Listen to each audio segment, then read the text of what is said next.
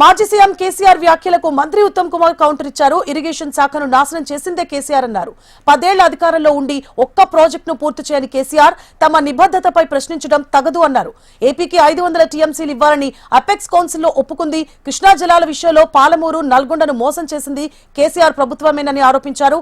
కృష్ణా జలాల సంరక్షణలో బీఆర్ఎస్ కంటే సమర్థవంతంగా పనిచేస్తున్నామని తెలిపారు మంత్రి ఉత్తమ్. ఉద్యమాలు చేయడం కాదు, ముందు ప్రజలకు క్షమాపణలు చెప్పాలని డిమాండ్ చేశారు.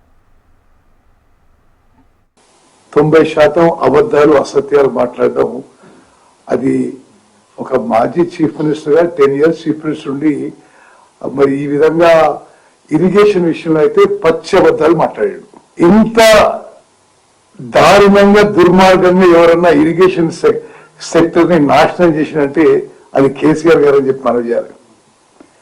అంటే మనందరినీ, మనల్ని, మన పిల్లల్ని, వాళ్ళ పిల్లల్ని తాకట్టు పెట్టి 1,00,000 కోట్లు అప్పు తీసుకొచ్చి ఆ వడ్డీ భారం మన మీద మోపి నాను మాత్రం ఆయకట్టు వచ్చింది.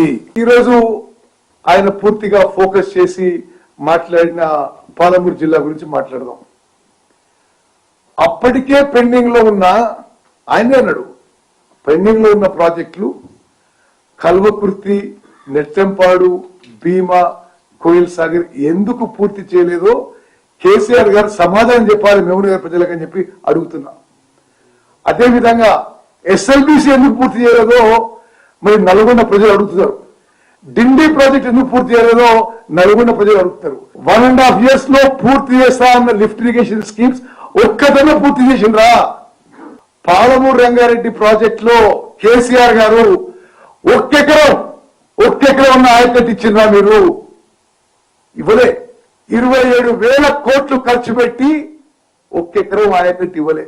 సీతారామ ప్రాజెక్ట్ కి 8,500 కోట్లు ఖర్చు పెట్టి ఒక్కెకరం ఆయకట్టు ఇవ్వలే. 45 టీఎంసీలు మేము తగ్గించి ఉపయోగించినవాట. మేమేదో కేంద్రానికి ఒప్పుకున్నామట, కేంద్రం ఏదో చేసినట్ట. మేము కేసీఆర్ గారు ఇటువంటి పచ్చి అబద్ధాలు మీరు మాట్లాడడం ఇది సరైనది కాదు. మరి తెలివినేలు ఎవరో, దత్తం ఎవరో తెలంగాణ ప్రజలు నిర్ణయించాలి. నేను 2022 జియో ఇచ్చిండ్రో ఆ జియో మేరకే నేను లేఖలు రాయడం జరిగింది.